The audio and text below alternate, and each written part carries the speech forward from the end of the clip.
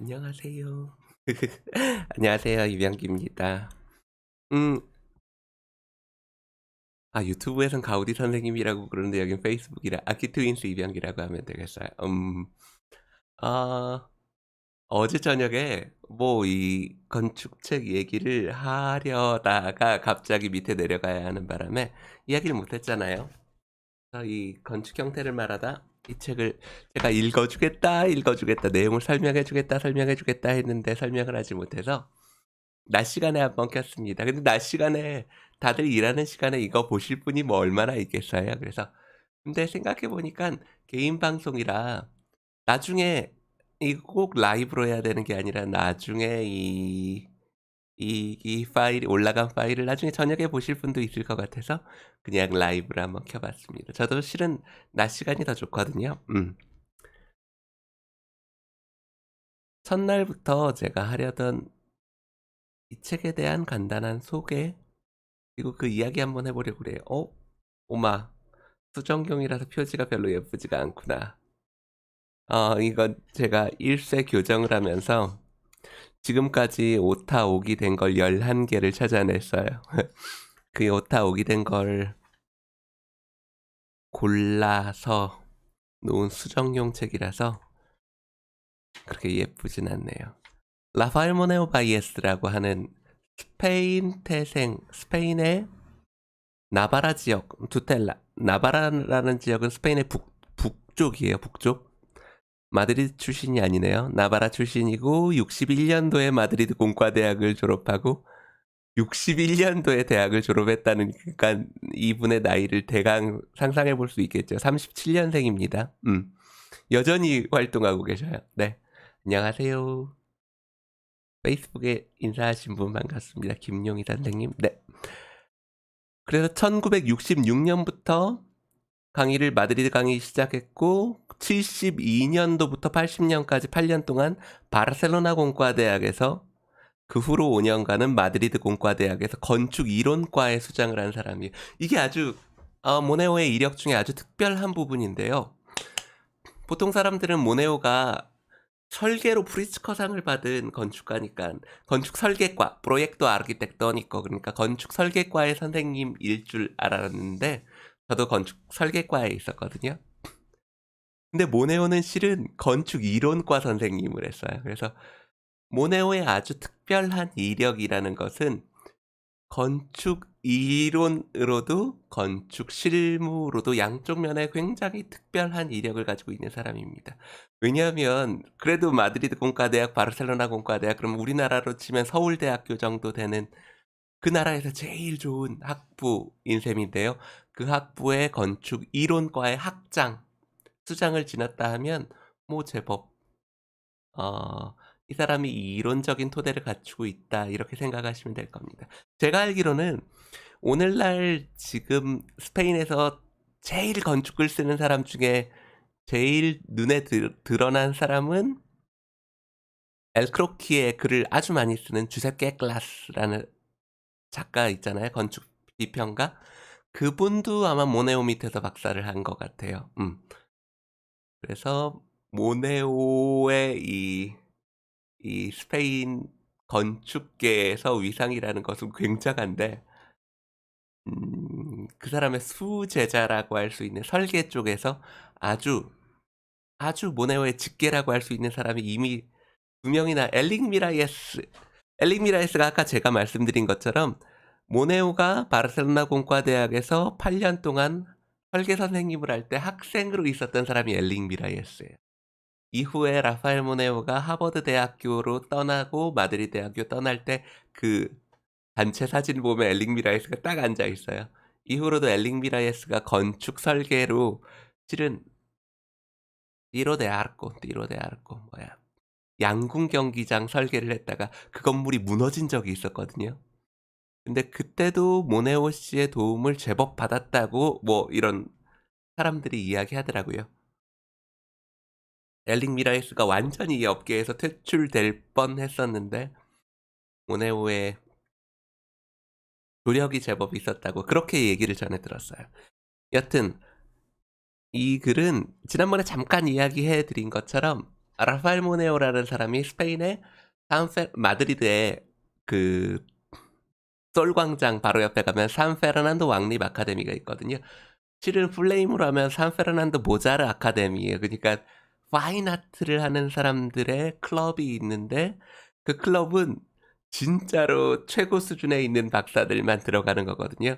지명직, 그러니까 플라사가 정해져 있어서 한 명이 죽으면 한 명이 들어갈 수 있어요.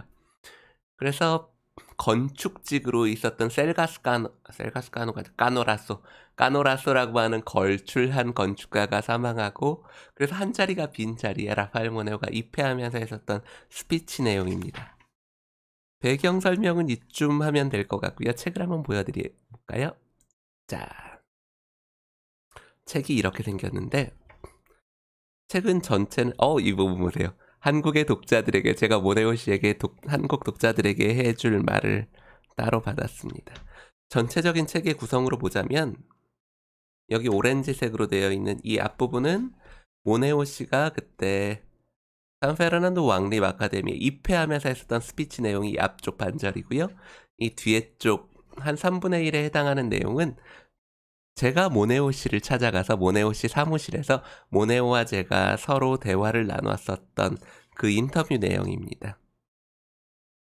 인터뷰 내용 중에 오렌지색으로 한 게 제 질문이고, 그 밑에 있는 이 검정색 글씨가 모네오 씨가 답한 부분이에요.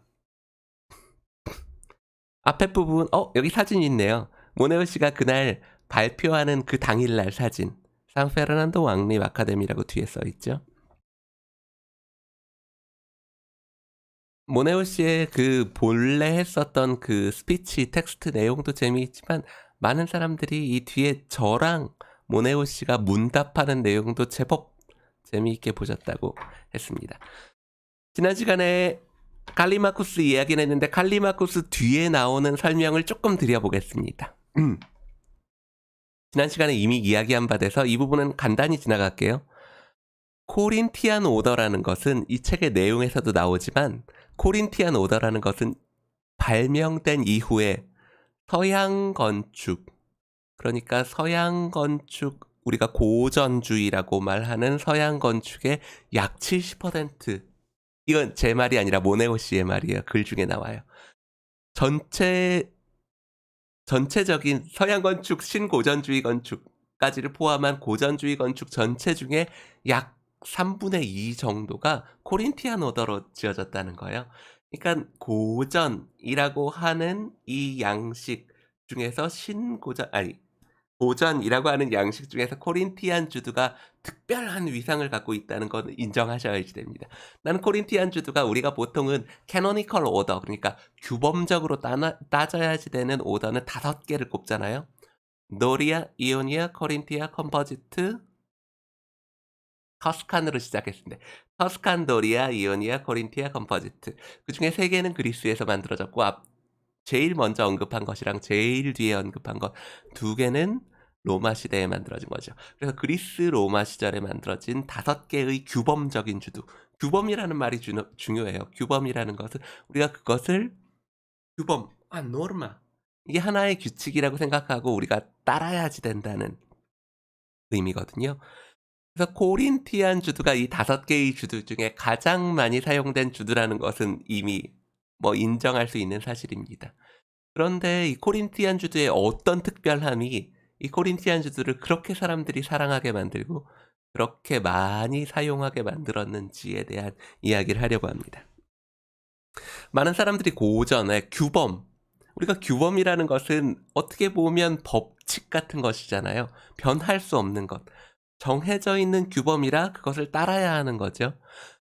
그러니까 규범이라는 것은 완벽해야지 돼요. 이랬다가 저랬다가 이랬다 저랬다가. 그래서 이 규범적인 주두라고 내려줘오는 5가지 법칙, 5가지 매너, 이 5가지 주두를 사용하는 방식은 여간에서는 변할 수 없는 어떤 법칙과도 같은 위상을 갖고 있습니다. 고전 건축에서는요. 그런데 이 코린티안 주두가 어떻게 만들어졌는지를 이야기하고 있어요. 모네오 씨는. 처음에 뭐라고 하냐면 우리가 하나의 법칙, 그래서 규범이라고 생각했었던 이 코린티안 주두는 실은 코린티아 지역을 지나던 칼리마쿠스가 어떤 소녀의 무덤 앞에 놓여진 바구니를 우연히 보았는데, 그 바구니를 타고 오르는 자연물, 그러니까 여기에서 말하는 아칸서스 나무 둥치에 그 바구니를 두었는데, 그 바구니 주변으로 아칸서스 잎이 타고 오르는 장면을 보고 와, 이 조합이 신기하구나 하고 그걸 갖고 그것을 스케치해서 자기가 설계하는 건물 디자인에 사용했다는 이야기예요. 이 이야기로 왜 모네오 씨가 이야기를 시작하고 있느냐면, 우리가 규범, 그래서 변할 수 없는 무엇이라고 생각했었던 이 코린티안 주두의 생성 과정 자체, 우리가 고전에서 그러면 어떻게 보면 교과서라고 볼 수 있는 건축 십서에 실려져 있는 이 코린티안 오더의 탄생 설화라고 할까요? 이 설화 자체가 이미 이 형태가 합리성을 갖고 있는 무엇이라기보다는 우연한 조합. 우연히 아칸서스 나무 둥치 위에 놓여진 하나의 바구니가 만들어낸 우연한 형태의 조합이라는 것으로 이 오늘의 이야기를 시작하고 있습니다. 이 이야기가 저는 이 책 전체에서 제일 충격적인 부분이었어요. 근데 실은 이 비트루비우스의 건축 십서라는 책이 우리가 몇천 년 전부터 가지고 있었던 책이거든요. 왜 그동안 그 생각을 못 했을까? 우리가 고전이라는 것은 하나의 법칙, 규범, 변치 않는 것이라고만 생각했지, 왜 비트루비우스가 소개한 이 주두의 탄생 설화 자체가 우연한 조합, 우연한 형태의 조합이라는 걸 알지 못했을까? 전 그런 생각이 들더라고요. 요즘에 그런 말 많이 하죠. 자괴감이 든다. 왜 그 생각을 못했을까 생각이 들었어요. 여튼 칼리마쿠스가 그 코린티안 주두의 조합을 눈으로 확인한 이후에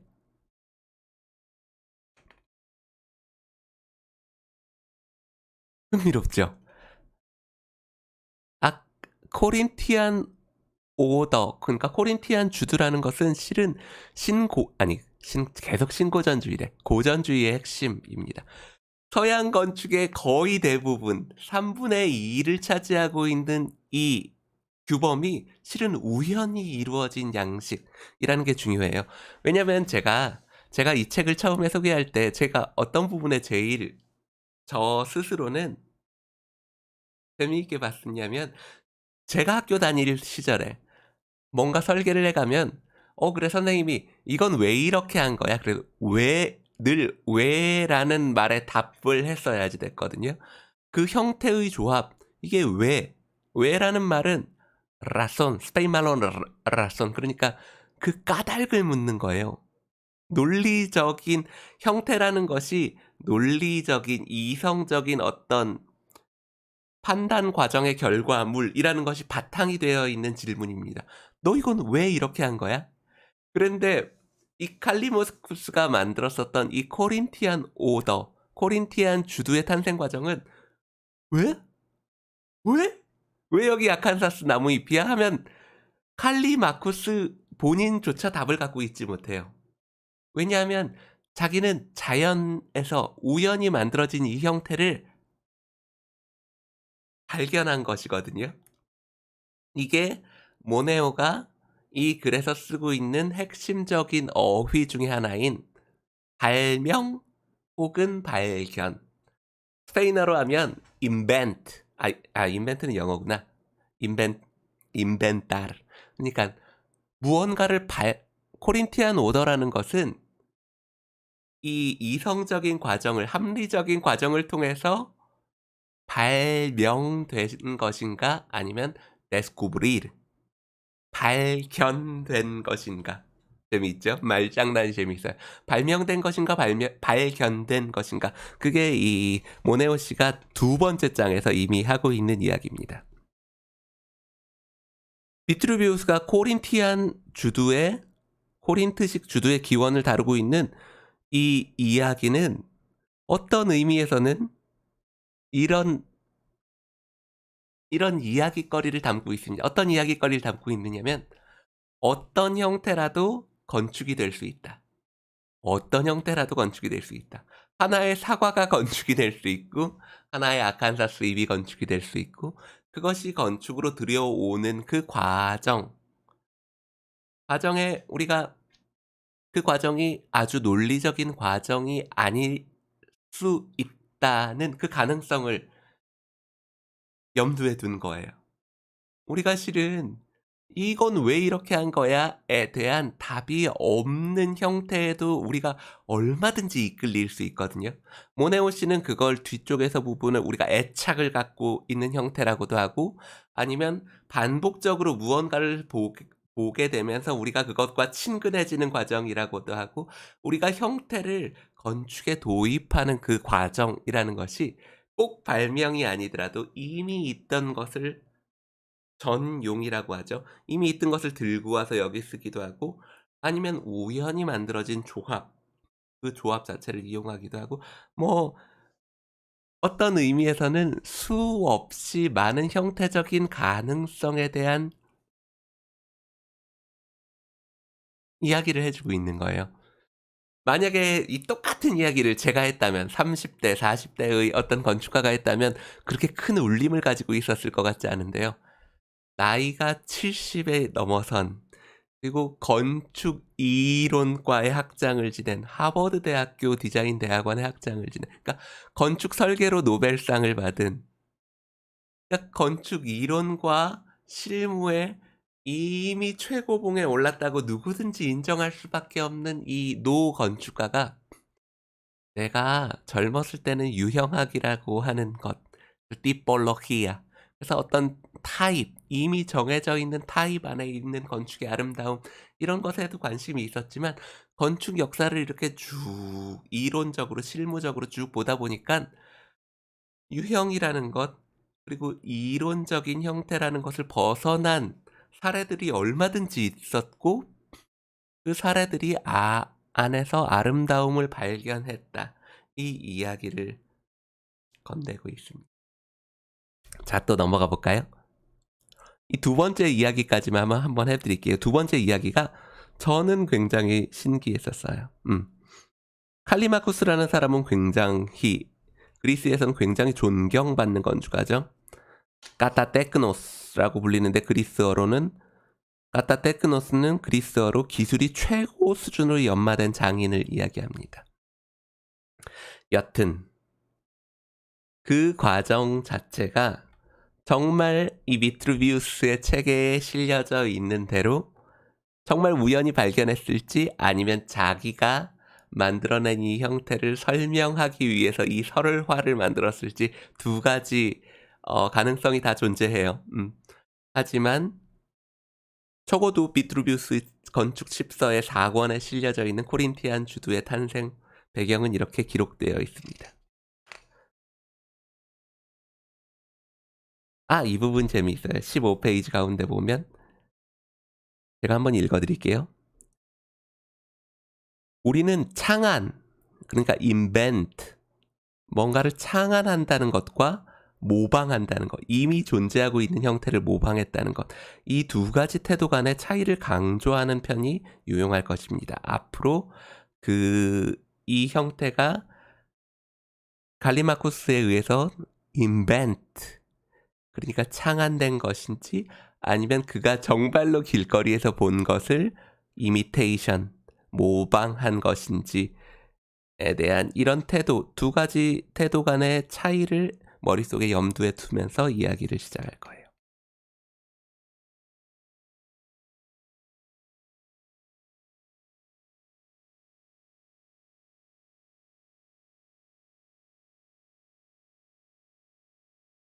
그렇죠? 여기 그림에서 보는 이 클로드 페로도 앞으로 등장하게 될 건데요. 클로드 페로는 프랑스 사람이에요. 클로드 페로가 비트루비우스의 건축 십서를 프랑스어로 번역한 사람이거든요. 1673년도에 이 책을 번역했다고 되어 있네요. 클로드 페로가 그린 건축 십서의 그 도판입니다. 소녀의 무덤, 그러니까 기념비가 있고 그 앞에 소녀가 좋아했었던 찻잔과 와인잔이 담긴 바구니, 그리고 그 주변을 둘러싼 이 아칸서스 이파리가 건축이라는 것 안에 도입되면서 어느 정도 추상화되고 어느 정도는 보편화된 형태, 기하학적으로 해석된 형태로 변화하는 과정을 보여주고 있습니다. 건축에 있어서 보편화, 일반화, 그리고 스탠다리사션이죠. 이 표준화라는 건 피할 수 없어요. 왜냐하면 하나의 건축물 안에는 이 코린티안 오더가 사용돼도 수십 개가 사용될 것 아니겠어요? 근데 그 하나하나의 코린티안 오더가 다 다르다고 생각해 보세요. 그러면 정말 난잡해 보이겠죠. 그래서 이런 밑에서 보았었던 이 형태의 조합을 건축물 안으로 가지고 오면서 어느 정도는 유형화되고 있는 그런 과정을 보여줍니다. 이 장의 제목은 코린트식 주주의 등장이에요. 코린트식 주주의 등장이 왜 등장이라고 하는 챕터가 따로 있느냐면, 칼리마쿠스가 아까 코린티아 지역에서 그 코린티안 오더를 발견하고 그림을 그려서 비트루비우스 책에는 이 사람이 발명자라고, 창안자라고 적혀 있었던 그 사람 말이에요. 근데 실은 칼리마쿠스가 진짜로 만든 코린티안 오더는 지금 현물로 남아있지가 않아요. 지금 현물로 남아있는 가장 오래된 코린티안 오더가 사용된 신전을 제가 보여드릴 건데요. 이 책에 나오는 마사의 신전. 마사의 신전 이야기를 한번 다시 들어가 볼까요? 짠! 이 신전은 아직 실제로 남아있습니다. 사진이 있죠?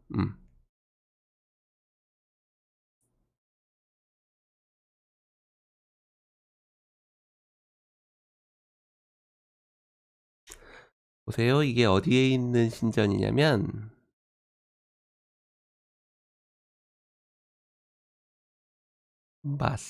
마사에라고 하는 지역에 있는 신전이에요. 이 신전은 파우사니아스의 글에 따르면 기원전 430년 이피눅스에 의해서 건축되었다고 하며 펠리폰네세스의 가장 전원적인 산악 지역에 세워졌습니다. 우리가 알고 있는 여느 성소들과 마찬가지로 바사의 신전도 오늘날은 거의 알려져 있지 않는 어떤 신전을 대체하여 그러니까 처음으로 이 신전이 지어진 게 아니라 원래 어떤 신전이 있었고 그것을 대체하는 신전을 그 자리에 다시 지어졌다는 이야기예요. 근데 중요한 건 이 그림을 보세요. 진짜 네, 연필을 하나 가져와야지 되겠는데 잠시만 기다려주세요.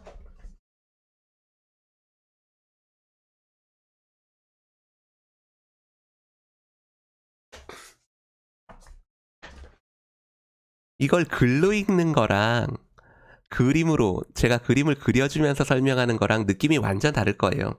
제가 글에는 충분히 이해할 만큼 설명을 하긴 했지만 어떤 학생들은, 고전에 익숙하지 않은 학생들은 이 말을 이해하지 못했을지도 모릅니다. 지금 왼쪽에 보이는 제가 손으로 가리키고 있는 이 사진을 한번 보세요. 이 사진 뭔가 이상하지 않으셔요? 고전적인 건물이라는 감각을 가지고 보았을 때 뭐가 이상하죠? 아주 요상한 기둥 배치를 가지고 있어요. 그게 무엇이냐면 여기 있는 이 기둥이 정중앙에 있잖아요. 정중앙에. 보통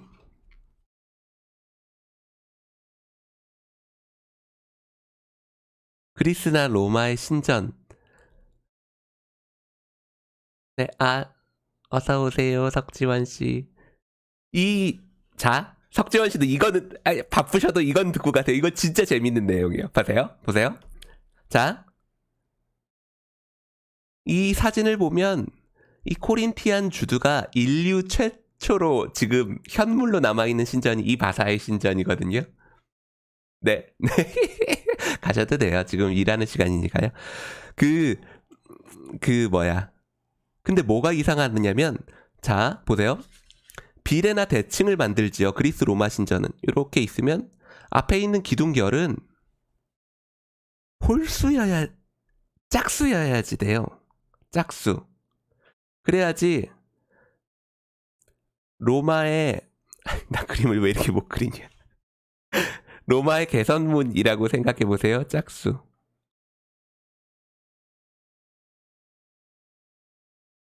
하나, 가운데 큰 아치가 있고 콘스탄티누스의 개선문을 이런 걸 생각해 보세요.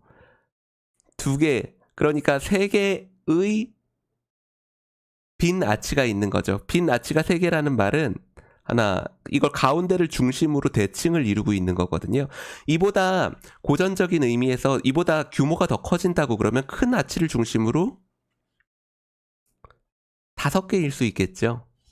그리고 큰 아치를 중심으로 7개일 수 있겠죠. 그래야지 이걸 중심으로 대칭이 되니까.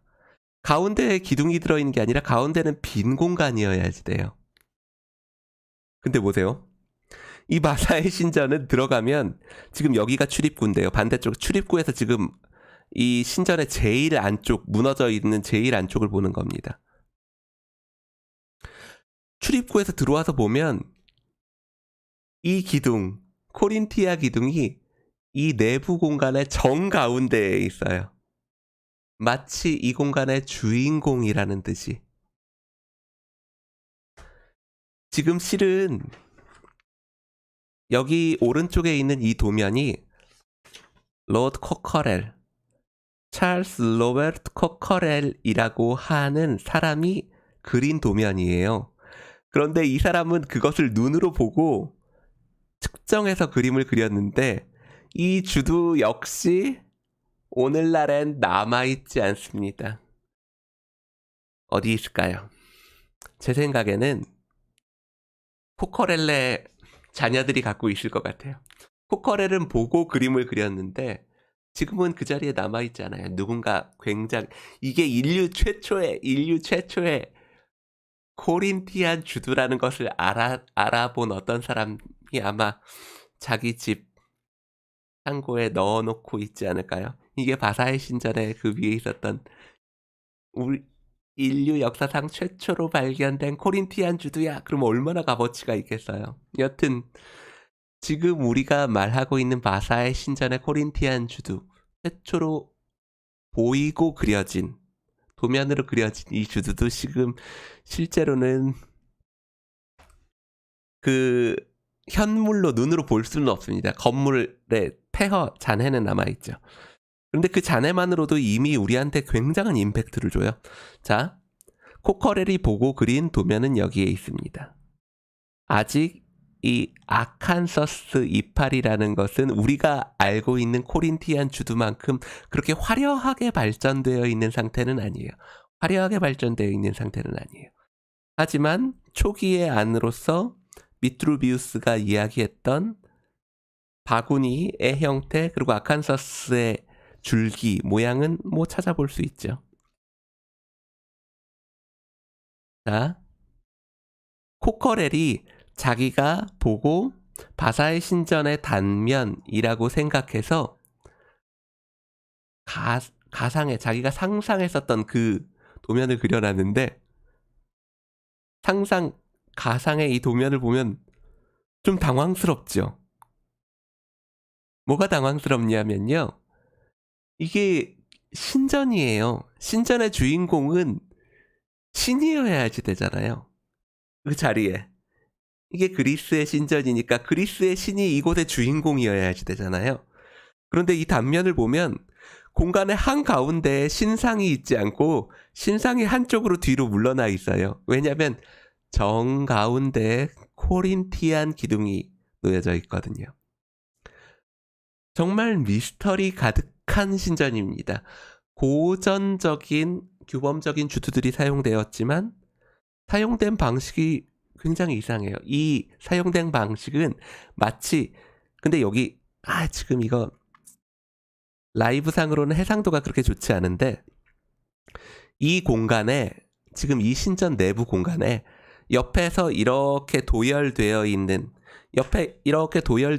이 기둥들 있죠? 이 기둥들은 코린티안 기둥이 아니에요. 이 기둥들은 이오니아식 기둥이거든요. 이오니아식 기둥 뭔지 아시죠? 이오니아식 기둥 이렇게 된 거. 양머리가 이렇게 돌아간 기둥 있죠? 양머리가 있는 이 이오니아식 기둥이 하나, 둘, 셋, 넷, 다섯, 여섯. 우리가 무슨 예를 들어 조폭 영화를 생각하면 이오니아식 기둥이 한 10명이서 쫙 2열 종대로 쫙 서서 형님 어서 오십시오 하고 딱 하고 있는데 그 한 가운데에 유일하게 이 가운데에만 코린티안 주두가 탁 놓인 거예요. 오히려 이 공간의 위계상 이 공간의 주인공이라고 할 수 있는 이 신의 신상은 한쪽으로 치우쳐져 있고 정 가운데에서 부드러운 빛 속에서 주인공처럼 대우를 받으면서 특이한 배치, 정 가운데에 있는 위치를 차지하고 있는 것이 이 코린티안 주두입니다. 아까 말씀을 드렸지만 이 바사의 신전이 인류 역사상 코린티안 주두가 처음으로 시공되었다고 알려져 있는, 그러니까 고고학적으로, 실제로는 이거보다 먼저 어떤 건물이 있었는지는 모르죠. 근데 고고학적으로 증명이 된 최초의 코린티안 주두가 사용된 신전입니다. 이 신전에서 우리가 느낄 수 있는 것은, 야, 코린티안 주두가 도대체 무엇이길래 이렇게 대단한 취급을 받는 거지? 코린티안 주두가 다른 기둥들과는 어떻게 다르며 그것이 갖고 있는 위상이 어땠었길래 이런 대접을 받고 있는가? 그것에 대한 궁금증을 갖게 되죠. 그 이전에까지 있었던 시기상으로 먼저 만들어진 주두는 여기 터스칸도리아, 이오니아, 코린티아, 컴포지트. 앞에랑 뒤에 것은 로마 시대에 만들어졌고 이 세 개는 그리스 시절에 만들어진 겁니다. 근데 앞에 그리스 시절에 이미 존재했었던 노리아, 이오니아 양식은 보시다시피 기하학적인 형태입니다. 기하학으로 모든 것을 다 설명이 가능한 형태예요. 코린티안 주두는 그 기하학적인 형태를 벗어난 자연에서 우연히 들어온 형태, 우연히 들어온 형태와 우연한 조합이 가지고 있는 그 신선한 느낌, 그 신선한 느낌이 아마 이 코린티안 주두를 거의 신성시 될 만한 그런 주두로 여기게 만들었을 겁니다. 재미있지 않으셔요? 저는 무척 재미있었고, 실은 모네오의 이 글을 저는 스페인어로 읽었잖아요. 사전을 찾아가면서 어렵게 여기까지 읽었을 때, 야, 이건 내가 한국에 번역해야지 되겠다. 이건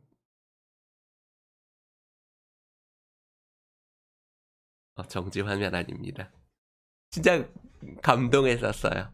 내가 한국에서 배울 때 고전주의 그러면은 비례, 순수 기하학 이런 형태로 이런 식으로 이 고전을 이해했었는데 지금 모네오 씨 그리고 이후에 제가 다른 책을 읽게 됐는데요. 다른 책이 뭐였냐면 안토니 가우디가 26살에 직접 쓴 자기의 노트.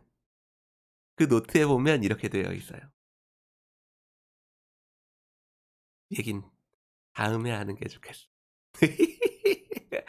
뭐 오늘 제가 그동안 유튜브에 영상을 올릴 때 편집하는 데 시간이 너무 많이 걸려서 그동안 영상을 종종 못 올려왔었는데 지금 뭐 라이브로 몇 명이 보든 상관없이 라이브로 찍어서 유튜브에 올리는 형식으로 만든다면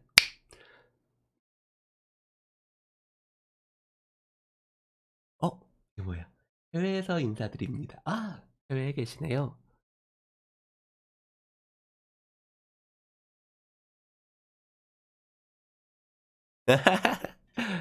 맞아요. 저도 이 뭔가 편집되어 있는 영상을 올리다가 라이브로 이렇게 뭔가 궁금해하시는 분들이 이야기도 주시고 댓글도 보면서 하니까 훨씬 재미있더라고요. 그래서 혼자서 골방에서 이야기하다가 인제 좀 진짜 강의하는 것처럼 사람을 두고 이야기하는 것 같아요. 그래서 앞으로 자주 하려고 그럽니다. 제가 공지를 하기로는 화요일, 목요일 날 저녁 8 시에 올린다고 했는데 화요일, 목요일은 정규적으로 화요일, 목요일 저녁 8 시에는 정규적으로 항상, 왜냐면 오후 시간이 아무래도 직장인들 보기가 편하실 거 아니에요. 이렇게 올리도록 하고 나머지 시간은 저 시간 나는 대로 그냥 카메라를 켜서 하나씩 올리려고 그래요.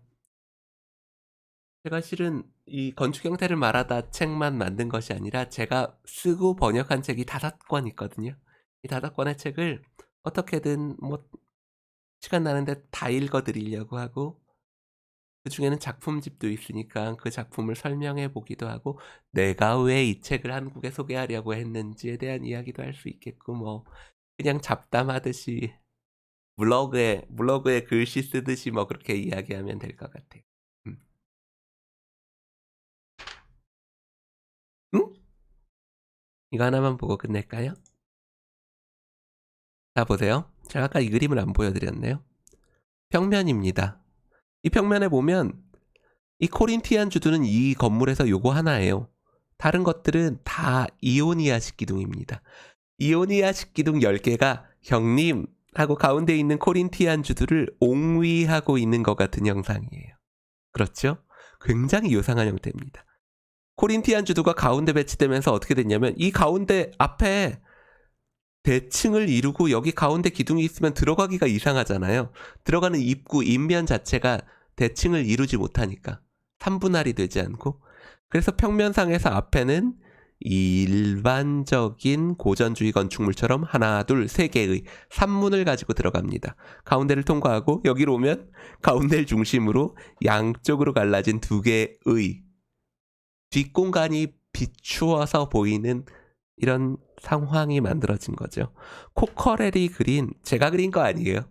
권위 있는 이 공간을 직접 이 코린티안 주두를 실제로 자기 눈으로 봤었던 유일한 사람이 그린 복원 투시도를 보면 이렇게 되어 있습니다.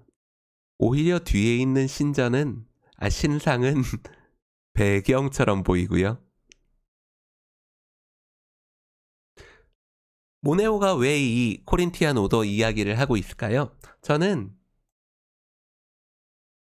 서양 건축에 우리가 그렇게 와 이렇게 우상시했었던 5개의 캐노니컬 오더 중에서도 가장 핵심이라고 할 수 있는 이 코린티안 오더, 이 형태도, 이 코린티안 오더 자체도 우연히 만들어진 형태라는 것을 인정하는 순간 서양 건축을 보는 상당히 다른 눈을 갖게 될 수 있는 거죠.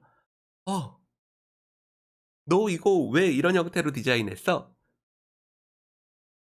내가 우연히 이런 형태를 발견했는데 제가 건축에 사용하기에 적합한 형태인 것 같아서 그 형태를 사용했어요. 선생님한테, 저도 학교에 설계 수업에 리뷰어로 종종 가거든요. "너 왜 이런 형태를 가지고 온 거야?"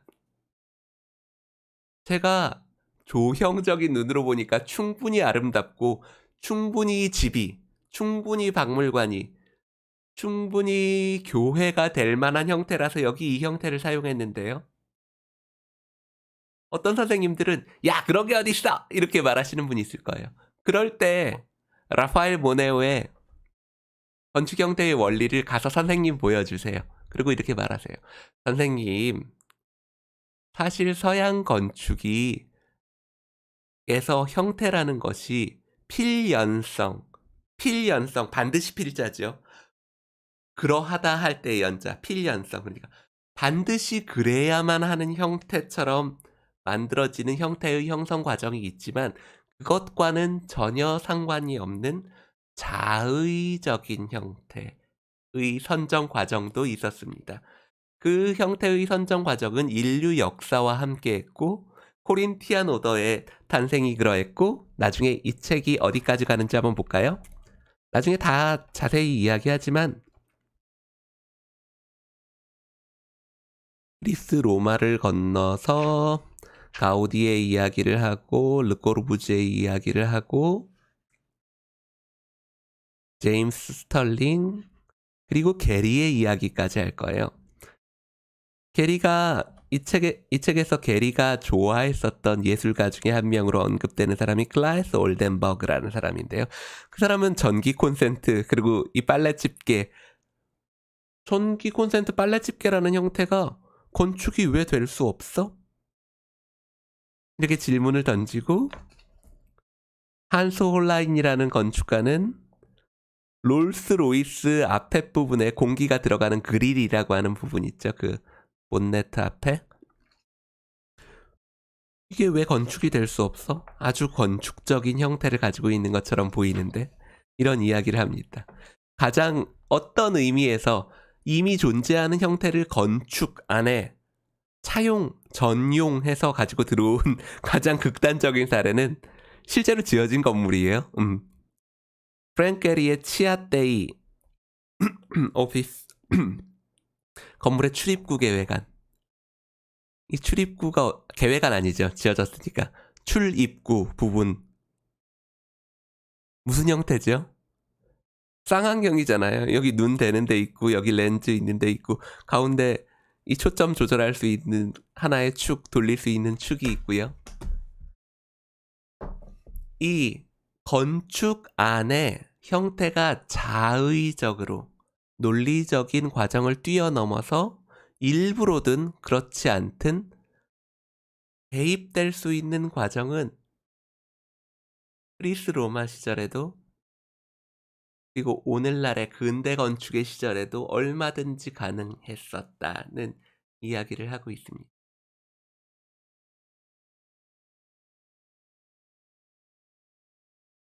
좀 더 여기 연결돼서 이야기하고 싶은 이야기가 있는데 그건 뭐 내일 하든 모레 하든지 할게요.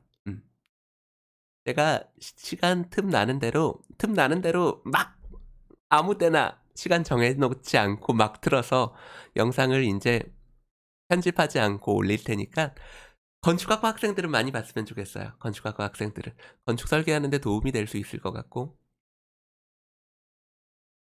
그러면 중요한 게 뭐겠어요? 시간을 정해놓지 않고 올리면 중요한 게 무엇일까요? 중요한 건 바로 구독과 좋아요, 알림. 구독, 좋아요, 알림 하지 않으면은 뭐 정해놓은 시간이 아니니까 언제 영상이 어떻게 올라왔는지 모르겠죠? 그러니까 혹시 이런 내용이 관심 있었던 분들은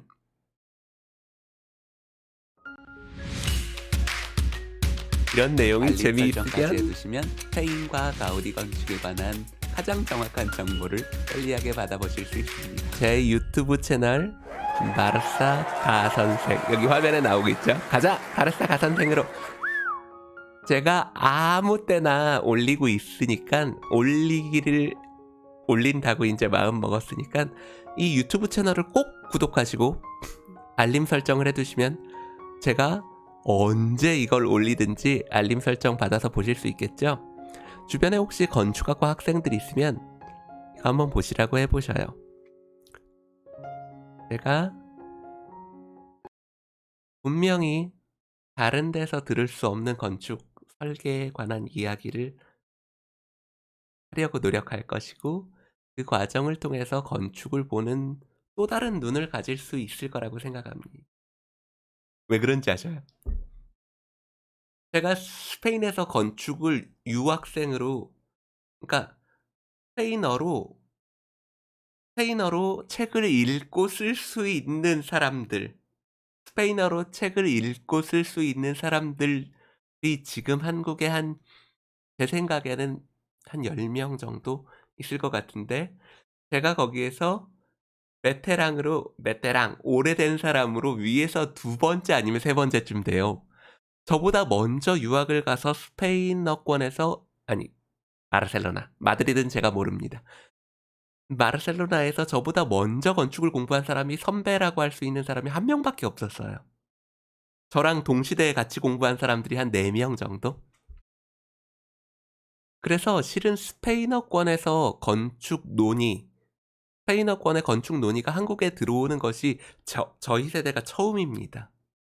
그런데 이 책을 영어로도 책이 나오지 않았거든요. 스페인어로만 나와져 있는 텍스트였어요. 그걸 제가 번역했죠. 그러니깐 지금 제가 하고 있는 이야기를 영미권에서 공부하실 선생님을 통해서는 절대 들을 수가 없는 이야기예요. 왜냐하면 영미권 텍스트가 없으니까. 제가 뛰어나서 그런 게 아니라 이 스페인어를 사용하는 스페인어권의 텍스트를 읽을 수 있는 사람 주변에 있으세요? 있죠? 저 있잖아요. 인제 앞으로 바르사가 선생 구독해서 알림 받아서 따라오시면 제가 시간이 되는 대로 스페인어권의 건축 이야기 그리고 바르셀로나 도시계획에 대한 이야기를 이야기해 보겠습니다.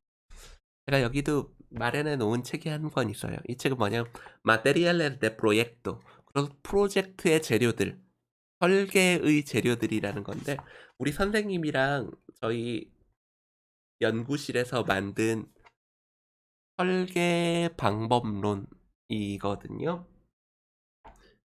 스페인에서는 건축 설계를 어떻게 배우나 이런 이야기도 좀 할 수 있을 것 같고 여튼 시간 되는 대로 여러 가지 정보를 공유하도록 하겠습니다. 예전에는 이걸 막 편집해서 올리다가 지금은 뭐 편집 없이 그냥 라이브로 공유하고 있는데 뭐 나쁘진 않으시죠? 그럼 안녕히 계세요. 자, 내 화면은 인제